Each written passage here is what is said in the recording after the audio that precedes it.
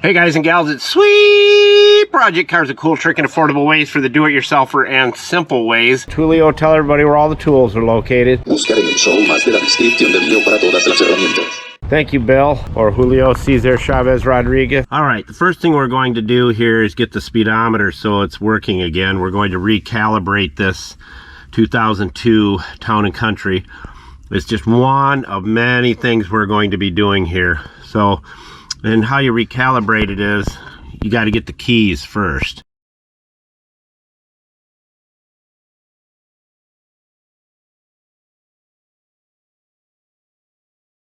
We are going to go with a better multimedia that has the dash cam front and rear, and it is far better than the other one that we pointed out to you. We're going to go with this one, and it's just temporarily mounted on the dash. You can set your Bluetooth to it. If I click that right there, and it brings up our map,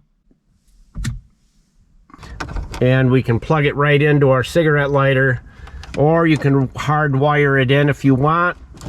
This is pretty much state of the art. Now I can do the front camera. We want a text message, we can do it right there.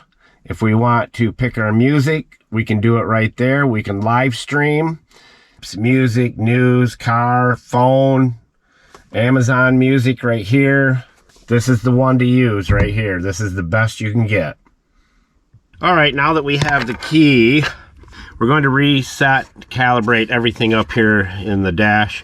First thing we're going to do is push this reset for your trip odometer in.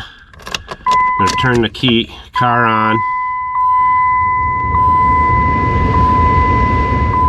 And then turn it off. And once it reads that right there, take your finger off. It'll go through all the codes.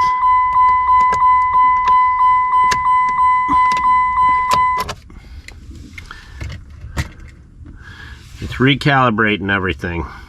Probably never been done to this rig. It's doing it all. The ABS, check engine. A lot of vehicles, again, go through this. You can do this with them.